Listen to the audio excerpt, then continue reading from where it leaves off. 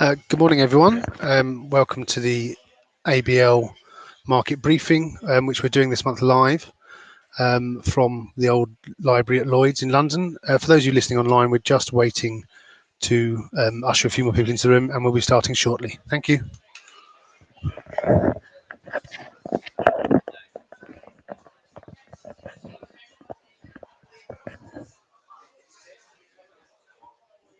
Pardon? Yeah, nobody wants to sit at the front. It's just like school, isn't it? That's all. They might get picked on. It's like a comedy club. They'll get heckled.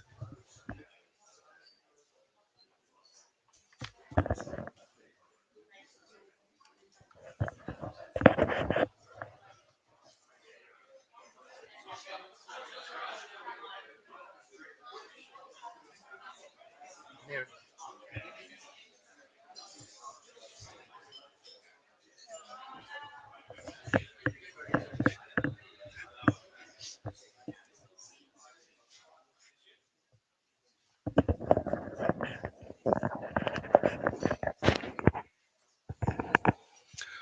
Right, good morning, ladies and gentlemen.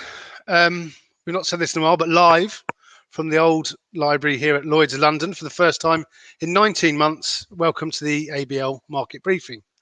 My name's Mark McGowan, and I'm the Global Managing Director of Maritime here at ABL. It's really wonderful to be back in the room in person after so long and to be able to see so many familiar faces. And I'm pleased to see some new faces as well. You're all very welcome indeed. There was a time last year when I started to doubt we'd ever be back in this room. But here we are, and I think it's a testament to the fact that our market truly is a collaborative one and that we all thrive in each other's company. So thank you all for coming. I know that today is the first day back in the city for some of you, so it is greatly appreciated. It's been a strange time for us since we last met here in this historic setting, and I hope this first market briefing back in person will herald the start of more normal times to come. During our absence from the old library, we've been running our market briefing as a webinar. So thank you to many of those of you who supported us during that initiative when it was running. But now we're back here in person. We really wanted to find a way to include our online supporters who can't be with us because they don't live locally or they're not back in the city yet. So today we've started something new, and we're going to be streaming this live on the company YouTube channel. And it's for that reason that I've got a headset on and look a bit like Anneka Rice. But anyway, we'll get on with that. Not everyone in the room is old enough to know that reference, I guess. But anyway, I must take a moment to thank my colleagues, Katie and Christian, without whose hard work we wouldn't be able to do this hybrid event. We wouldn't be able to get it off the ground because it's not been particularly straightforward. Today, we'll be talking about global ship repair costs, and I'll be presenting that section of the briefing. And this will be followed by an overview of last month's case reports. And I'm very pleased to be joined this month by Wei Yang Tan, who will be presenting these case reports. Wei Yang joined Aqualis Braemar LLC in 2018 and is a chartered civil engineer and experienced project manager in consulting and delivery of complex, heavy commercial and industrial projects, including ports, harbours, bulk and shipping container terminals. He is part of our extensive global maritime sector service offering and is based in our London office.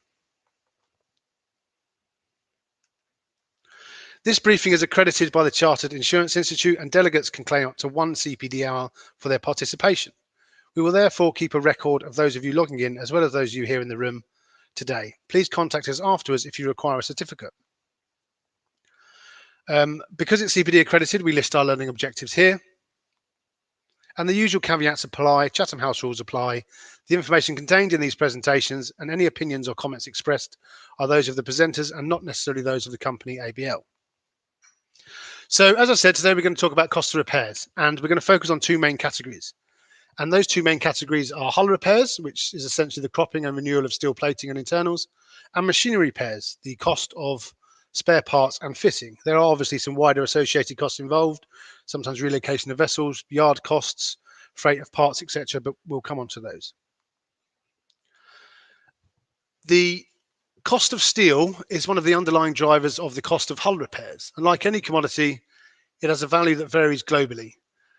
Finished products are much higher than the scrap value or the raw materials, in fact, and steel for shipbuilding and ship repair is of a special grade and therefore a special price. Steel for ships has to be class approved and samples have to be tested and mill certificates provided from the origins to the fitting of onto the vessel. This is a bit of a complicated graph to see up on the screen, and there's lots of different notations on it. FOB is free on board. That's goods placed on board to carry at the point of shipment. That generally benefits the buyer. Ex works is where the seller of the goods is responsible for making the products readily available for pickup, and that generally favors the seller. So FOB mill on this graph kind of equals Ex works, is the same sort of thing. But what we can see from the graph here, the big number there at the end, $2,069 per metric ton. That's up $64 from only 2 weeks ago, and it's up over $1,600 from a low about 6 years ago in 2015. So as you can see, the steel price continues to rise, especially since the start of this year. There was a dip previous to that, but this year we've seen a steady rise across all of the main ones we track here, which is USA, China, Western Europe, and the world export price. China and Western Europe have tailed off a little bit in the last couple of weeks, but the general trend is upwards. And this, of course, drives the cost of steel for cropping and renewing for the replacement of damaged parts of vessels. So in the marine world, the steel price is subjected to many variables, some of which are listed here. Certainly the second one, relationships with owners, where we have a ship owner which has a particularly good commercial relationship with a yard, we find that can have a real positive impact on getting repair prices and steel prices down. So we'll often encourage those owners to maintain those relationships with the yards, even if it's clear that what we're dealing with is covered repairs under an insurance policy, because that relationship can really help us deliver value. Obviously, emergency repairs, anything last minute, always costs more money. That's understandable. That's the nature of what shipyards do. There's not a lot we can do about that. What we can try and do is make sure that we don't go off the tariff too much, not too many untariffed operations. And especially the second to last point there, last minute discovery, of course, we do often find once we start cropping away steel, we find damage that we didn't know was there, and the yard ends up having the opportunity to charge more for variations on its original order. So the cost that makes up the steel price. So when we talk about steel replacement costs, we often talk about the price per kilogram. So of course that would be the plate for the steel, the cost for the steel plate itself, the labor cost, the preparation cost, the shipyard overheads, the shipyard profit, and scrap removal. So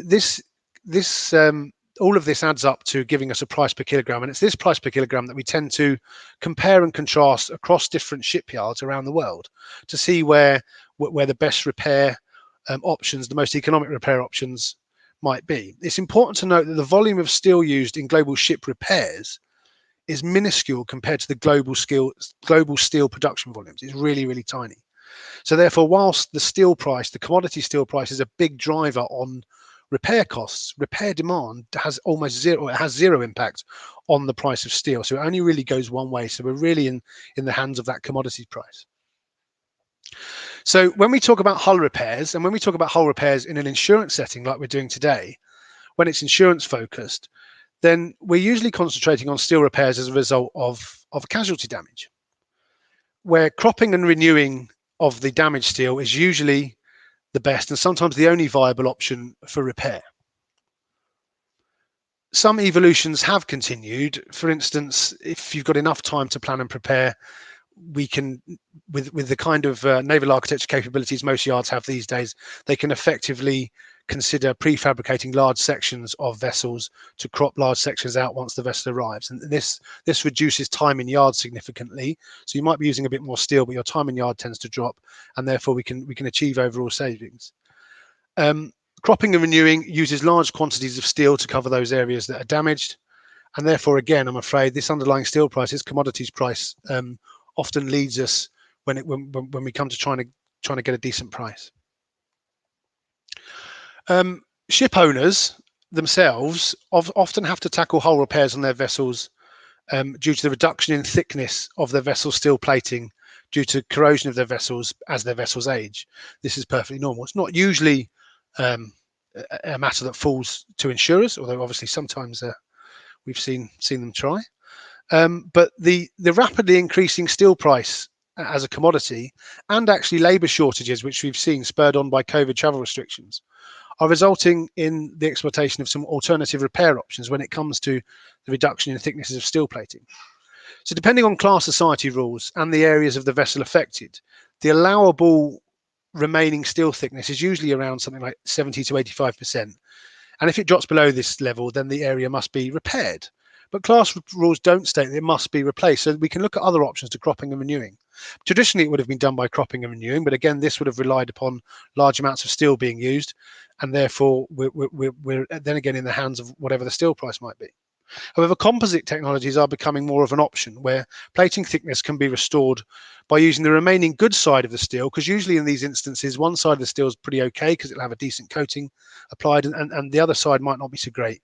So we can sometimes apply a sandwich type composite panel by using one good side of steel and bolstering the not so good side of steel. And this can vastly reduce the amount of steel required, and can also therefore reduce the amount of time required in the repair yard. So that obviously keeps durations down.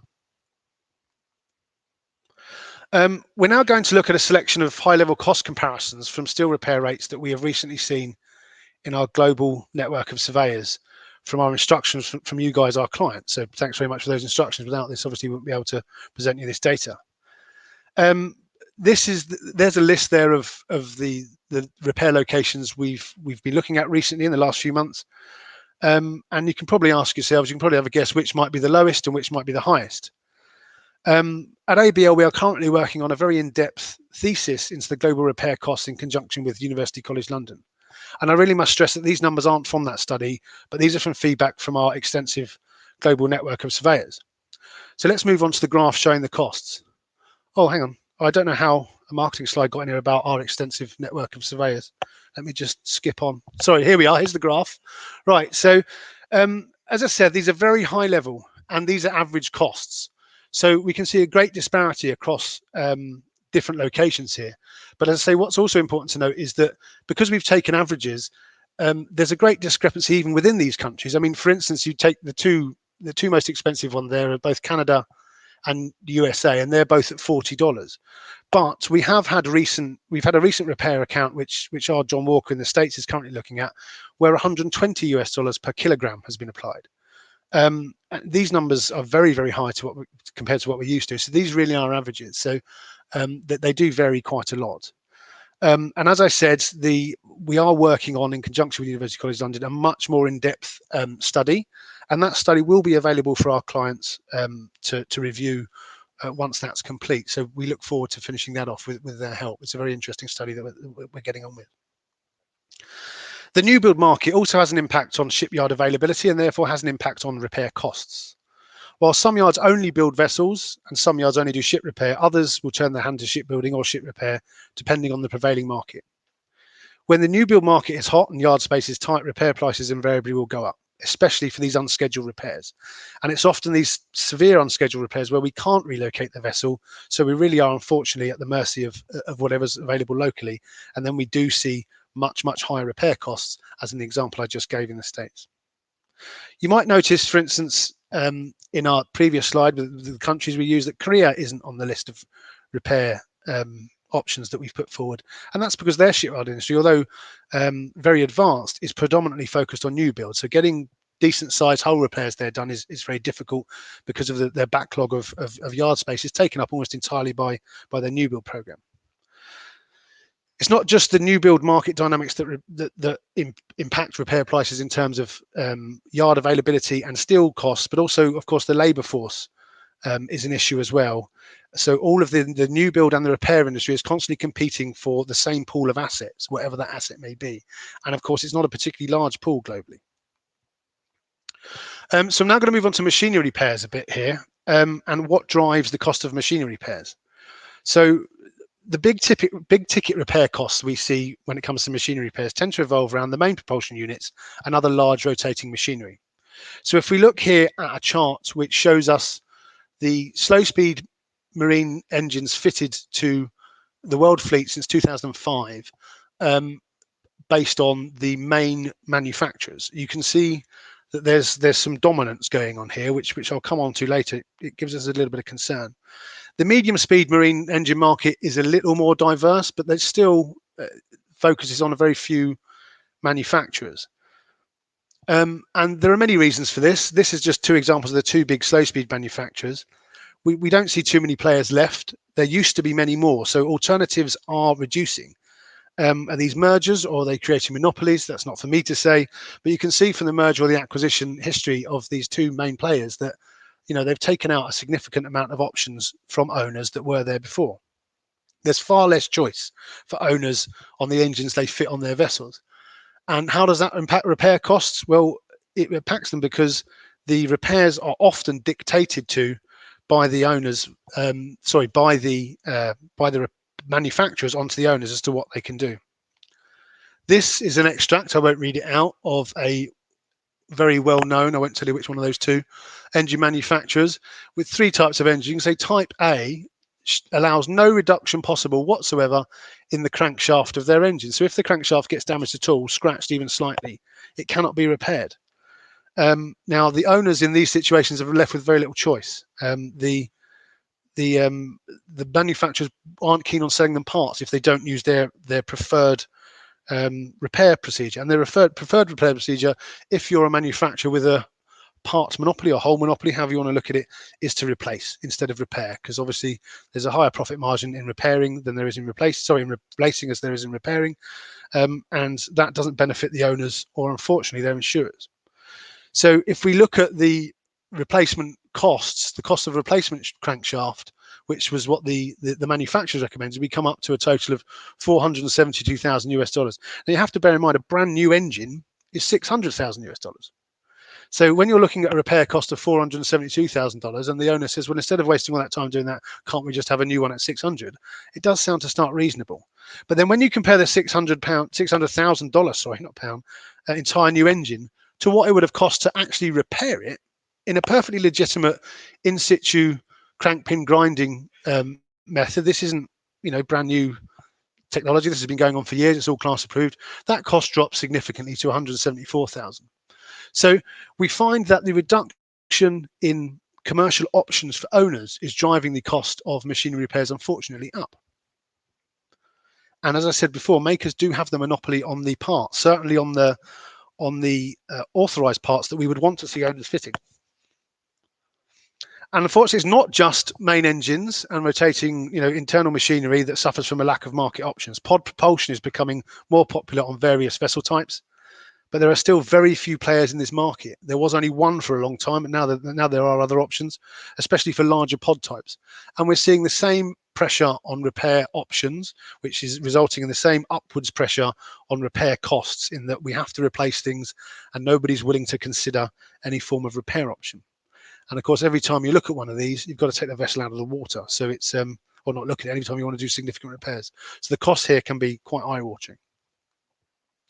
Obviously, I can't talk about repair costs in today's day and age without talking about COVID. So, early part of last year, most yards shut down completely because we couldn't get people in and out. Things started to open up a bit with local workforce returning to work, local labour doing their bit. But the real problem we had was the movement of specialist repairers and vessel managers and surveyors around the world. This especially had an impact on complex proprietary machinery repairs, things like pods, things like electronically controlled engines, where you really do need input from a manufacturer or from another form of specialist to get things repaired properly. So we had a lot of vessels stuck in yards, a lot of repairers who couldn't get to yards, and so there was difficulty moving all of these bits around the world. Customs problems seem to increase because of COVID. I've got no idea why, but it just seemed to be the case. And there was a long lead delays in the delivery of equipment and personnel holdups. And obviously, there's a knock-on effect throughout the whole supply chain here. If an engine manufacturer takes 6 months to make you a spare part when it's not COVID, it's going to take him longer when it's during COVID, and then getting it shipped takes longer, getting it fitted takes longer, and all of these things unfortunately drove the cost up. We also saw more of an instance of ships' crews having to turn their hand to maintenance that perhaps they hadn't done for years. The ship's crews were used to a reduction in their own numbers, so they were used to employing riding squads from specialist repairers to come on board their vessels and do their repairs for them. Because we couldn't move people around the world, that stopped. So the crew started to do their own maintenance or their own overhauls again, and unfortunately that led to a few incidents of damages, and sometimes increased extent of damage, which of course also drives the cost of repair up. You'll notice there's a theme here about what direction the cost of repairs is going. Unfortunately, it's always upwards. So China dominates the ship repair sector, and you will have seen, we'll come back to the graph in a bit, that it's also one of the cheapest, accounting for 10 of the 12 top shipyards. And according to Clarkson's data that I reviewed a couple of weeks ago, Chinese repair yard, even in 2020 during COVID, accounted for 49% of global repair events. Since then, that has dropped dramatically. And owners are now being advised to postpone or organise surveys and repairs outside of China due to their COVID restrictions. So even though China might come out with some of the best repair costs, it's not currently perhaps the best option, as it's almost impossible to get people in and out of yards. We're talking to the extent of we can't get Chinese nationals in China in and out of Chinese shipyards because of the very strict COVID restrictions that are still ongoing there. So back to the costs. So obviously China there is the best. That's about $1.2 per kilo, significantly cheaper than everywhere else. But there are other options. Middle East, especially in Dubai with its large dry docking facilities, is looking more attractive as a repair options, as they have high levels of vaccine take-up, and the authorities there facilitate travel for repairers, surveyors, owners. They don't tend to stand in the way of parts coming in and out, and it's becoming certainly a much more viable option when compared with other parts of the world where COVID restrictions are far more strict. We also have to consider that by the middle of last year, many of the European recycling yards were full because of the downturn predominantly in the cruise market. So again, this leads to a pinch on shipyard space. Any yard that was doing a bit of recycling and a bit of repair before, during 2020 really is focusing on recycling, because we all know the cruise industry suffered greatly, and we've seen a reduction from 270 down to about 220 commercial cruise vessels. And although this sector tends to be dominated with three major players, even then they've had to get rid of a lot of their tonnage as well. So many of these yards just aren't an option anymore. They've got queues, and so that's removed a lot of repair options in certain parts of the world. So a look ahead really as to where we think we might be going. So as we've seen, that the hull repair costs are really dictated by the underlying steel price and the location of the repairs. And if I could predict steel costs, steel commodity prices, I wouldn't be stood here giving a talk to Lloyd's. I'd be in the Caribbean somewhere on the beach, I would imagine. But so I'm not even going to speculate on where those steel prices might go. But I think we probably all got the feeling that over time they go up. They don't tend to go down dramatically. And we see dips and we see peaks, but we don't see dramatic downturns over time. What we can say, though, is that in the long term, perhaps China will remain the dominant force in the global hull repairs, especially for steel repairs. And once restrictions are eased, then I think China will continue as the most popular destination for hull repairs, purely on that price per kilo, especially if we're looking at large-scale cropping and renewing hull repairs. It becomes even $1.2 a kilo compared to obviously 40. It becomes economically viable if your damage is big enough to relocate things on dry tows from one side of the world to the other. So when it's on a large scale, I think we will see a return to the dominance of Chinese shipyards for ship repairs. But until then, I think the Middle East, especially Dubai, seems to be the most convenient and cost-effective place to go. There are some other places in the Mediterranean as well. In fact, I think Pat Canny's here today as well from our Dubai office. So if any of you want to ask him about that a bit later, I'm sure he can fill you in. And as for machinery repairs, we're hopeful too that these will become more cost-effective once travel restrictions due to COVID ease in Asia, especially, but in other parts of the world as well. And until then, I think we'll have to watch and wait and hope that the global vaccine rollout quickens our return to normal. Just before I finish, I'd like to say just one last thing, and this does impact not necessarily the cost of repairs, but it does in fact the amount of incidents we've seen. ABL is proud to be a signatory of the Neptune Declaration on Seafarer Wellbeing and Crew Change. It's a declaration that many companies have now signed up to, and if you're able to influence those who make decisions in your organisations, I would encourage you to do so. Crew fatigue during COVID, due to the length of time these seafarers have been on board, driven by COVID, was the greatest increase in crew negligence allegations of cause we have seen in a long time. Obviously, crew negligence prior to COVID was the most commonly put forward allegation of cause, but the amount of time these crew have had to spend on board and the effect that has on their well-being, and therefore the standards of the operation of these vessels, was clearly borne out in some of the figures we saw last year. So that's a very important part of how we're trying to eradicate this crew change crisis. And obviously things are getting a lot better now. We've got a lot more air corridors open, and a lot of countries are prioritising the vaccination of seafarers, and I hope that's partly to do to this declaration. So has anyone got any questions on my part of the presentation before we move on to the case reports? No? Nothing? I must have covered it all. Well done. Well, thanks everybody. I'll be back after Wei Yang's done his bit just to finish off. Thanks.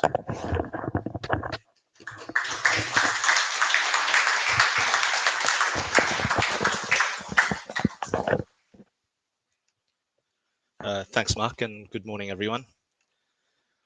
All right, so what are the ABL case reports, or as I'd like to call them, our Rex files?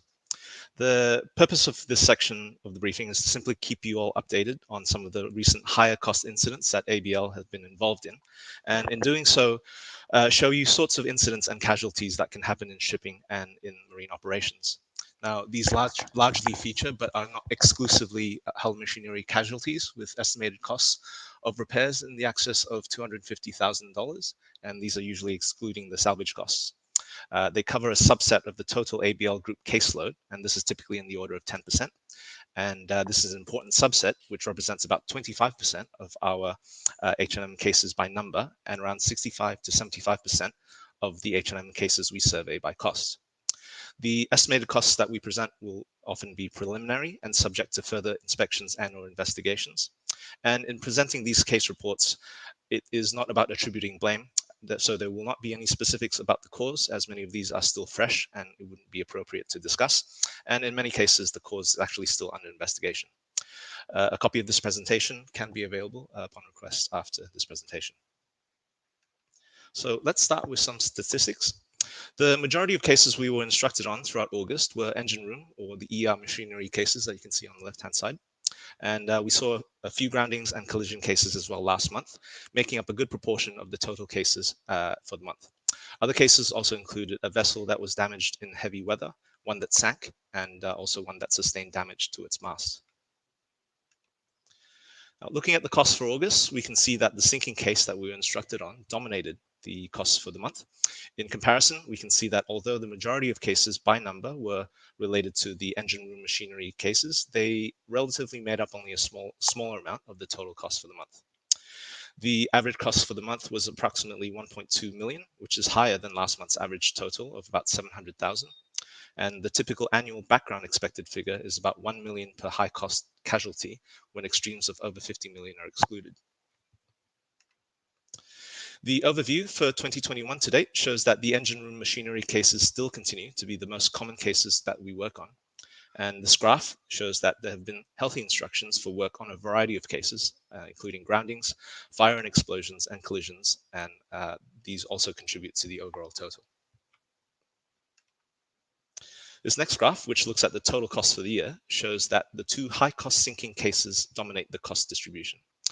Engine room machinery cases make up about a quarter of the cost that we've seen for the year, with fires also accounting for about 20% of the overall cost for the year so far.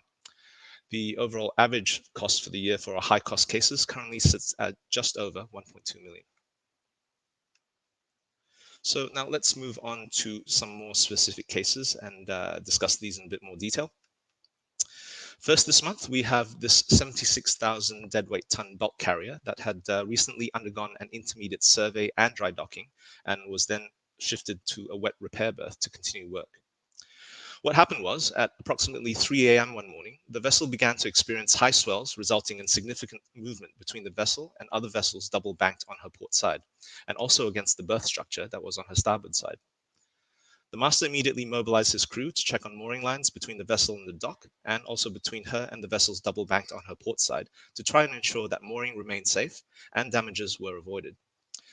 The master then immediately informed his ship repair manager, stating the situation was not safe, and that was as the vessel's length extended approximately 40 meters beyond the quay wall, and also due to the movement between that was being experienced from the other vessels that were moored alongside. Approximately 2 hours later, shipyard berthing crews arrived and doubled up on the mooring lines with shipyard-provided mooring ropes. Despite these extra lines, movement continued between the vessel and the quay, and also between the vessel and the other vessels that were double banked on the port side. Some mooring lines started to part, including the additional lines that were provided by the shipyard. Due to this continued movement between the vessel's pneumatic fenders and other vessels, they ruptured. The shipyard provided new fenders, but these also burst after some time, causing the vessels to start making hard contact against each other. The outboard vessel was moved to the anchorage, but hard contact continued between our subject vessel and the other vessels alongside. The weather started to subside more than 6 hours later, and then the vessel was then moved on to a different berth. As you can see, the port side shell plating was damaged, and this happened along the whole side of the vessel, which was set in and significantly rippled. This damage affected the topside tanks, double bottom ballast tanks, and also the number 1 cargo hold. Internal members were also damaged, and the associated webs and brackets between the internal structures have been creased, rippled, or distorted in some way and will require renewal. The starboard shell plating was also buckled, with internal members being creased and distorted, similar to the port side that was shown previously. The starboard shell plating, bilge plating, and bottom plating will be inspected during dry dock for any further damages. The damage extended to the forward fair lead roller on the port side, which, due to the high strain on the mooring ropes, dislodged the roller and tore it off, as you can see on the insert of the photograph. The base plate was also shifted, and the roller will need to be renewed. The starboard winch brake was damaged following the impact from the forward fair lead roller when the mooring rope tension increased dramatically. The starboard anchor rails were also damaged due to this impact. Other damage was noted to the port side deck handrails and the hatch cover to the number 1 cargo hold, which is what you see in these photographs here. All the damaged steelwork will require cropping and renewal, and when the vessel dry docks, additional inspections may increase the repairs that are needed, especially on the double bottom tanks and when the internal condition of the fuel tanks can be inspected. All paint coatings will need to be repaired to the original specifications, and this will include areas of anti-foul coatings and epoxy protective coatings for the ballast tank interiors. It is estimated that the repairs will take a couple of weeks and will cost in the order of around $650,000. Next, we have this 154,000 deadweight ton container ship that was approaching port with a pilot on board and a tug connected aft when her starboard underwater side came into contact with rocks of a small island, and it is not known what actually happened that led to the vessel touching the rocks. Although here we can see the vessel's track at the time of the incident, which is indicated by the yellow line, and the vessel resumed maneuvering and proceeded to the terminal where she was berthed alongside. The vessel carried out her scheduled cargo operations whilst an underwater survey was carried out by divers to establish the extent of the damage. The inspections revealed that severe damages were found on the starboard side shell in the way of 3 double-bottom ballast tanks. These were the number 4, 5, and 6 tanks, and approximately between frames 186 and 247. The starboard side keel strake longitudinal plating was also found heavily set in and torn. It was noted that the tanks were breached, especially the number 5 tank, and the water tightness between the tanks was lost via their watertight bulkheads. And here we have an example of our surveyor's notes highlighting the location of the damage that was just described.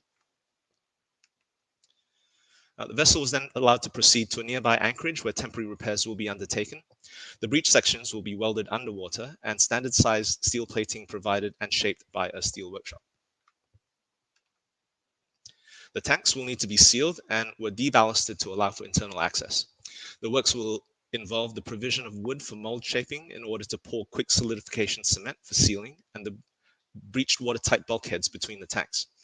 The steel wires were also placed within the cement for reinforcement. Permanent repairs will consist of cropping and renewal of the affected shell plating and internal sections. The steel will then need to be coated in accordance with the original coating specifications. These permanent repairs are expected to take approximately 25 days in dry dock and cost over $1 million.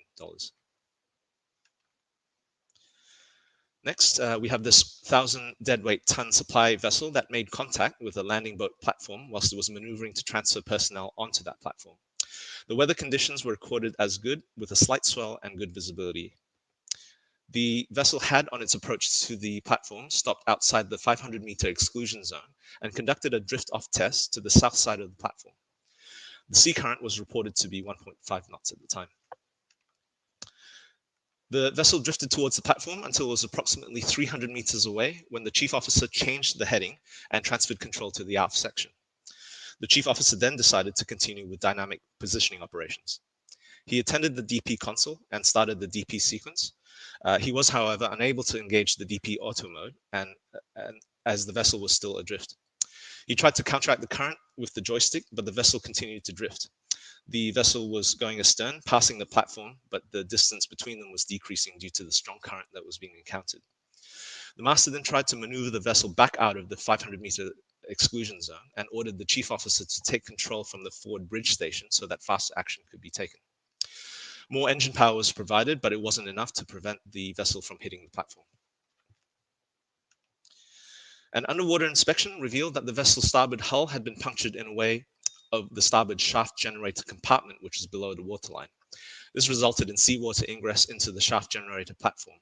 We can see from this photo just how flooded the compartment became. The hull measured approximately 1.5 meters long by 3 meters high. The master and chief engineer managed to seal off the compartment using watertight doors, but the area was flooded. The main air compressors, the shaft generators, the main engine gearbox, the electrical junction boxes, and lighting were also damaged by the seawater. The vessel will need to enter dry dock and be repaired, where the damaged side shell plate will need to be cropped and renewed. All the electrical and mechanical equipment and machinery will need to be removed and serviced according to the maker's specifications, and damaged parts being renewed where necessary. The repairs will cost in the region of $300,000 and will take a couple of weeks to complete. Finally, this month, we have the 600 deadweight ton tug that was in service while the vessel's engineers noted a loud and unusual noise coming from the port reduction gearbox unit. The gears of this reduction gearbox were checked through inspection ports, and it was discovered that the low-speed pinion bull gear sustained damage to its teeth. It was suspected that the port reduction gearbox could have sustained internal damage of the gears or bearings, and for that reason, it had to be dismantled and further inspected. Another visual inspection of the gears was carried out by a service engineer, and the port bull gear was found with broken off teeth, cracks on the gear, and the port and starboard clutch piston components were found with excessive wear. Later, the gear oil was drained for inspection of the gears, and large metal pieces over 1 inch in size were found in the oil sump. The low-speed pinion gear was found with 2 sheared-off teeth, both of which were originally 5 inches long. Broken sections of 1 tooth was also found, as well as gouges on the outer sections of the adjacent tooth. The gear was thus considered to be beyond repairable condition. The forward high-speed pinion driving shaft gear was found with some gouges exceeding the allowed calibration tolerances, and it will need to be renewed. The gearbox was found with metal particles and debris visible from the casing oil sump. The lubrication system was considered to be contaminated and required flushing and cleaning. The internal components of the gear-driven hydraulic pumps of the port reduction gearbox could also have been affected. The port and starboard clutch piston components were found with excessive wear and were noted to be tight. The starboard side-forward clutch assembly was found with distorted piston and cylinder wall interface and distorted helicoils. During the repairs, it was determined that the starboard clutch was not maintaining the pressure to keep the clutch engaged.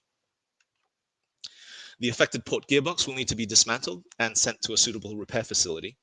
Further inspection and measurements will be undertaken for the calibration of all components of the port gearbox to determine whether the parts can be reused or require renewal. The low-speed pinion gear and high-speed pinion driving shaft gears will need to be renewed. The affected clutches will need to be dismantled and repaired, whilst the lubricating oil system, gearbox sump, and lubricating oil lines, pipework, pumps, nozzles, filters, and cooler will be disconnected, cleaned, and flushed to remove all debris, and the whole gearbox will be thoroughly cleaned and reassembled. It is estimated that these repairs will cost in the region of $650,000. So that's all I have for you this month. Thank you all for your attention, and I'm going to hand you back to Mark.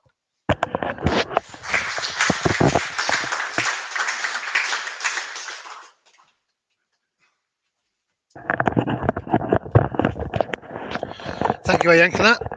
Now, some of you who've been with us before will remember that we used to, oh, there it is again. Look. We used to do a quiz based on our last market briefing, and the winners of those questions were entered into a draw for a bottle of champagne. Now, our last market briefing was last February, which I think Richard Bailey gave. Was that right, Richard? Yeah. So we're not going to test you on what Richard spoke about last February because he probably can't even remember. So what we've done is we've done a draw. We've done a draw of the people who are in attendance today. Apologies to those of you online. You haven't got a chance of winning a bottle of champagne, I'm afraid. And the winner is Richard Lurcott of ARC has won a bottle of bubbly. If you'd like to come up and grab that.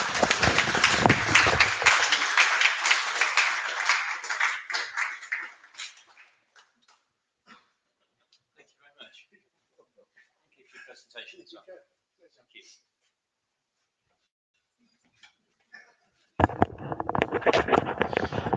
So that's all we have for you today. Thank you very much for coming. It's really lovely to see so many of you in the room. It's really been good to be back here.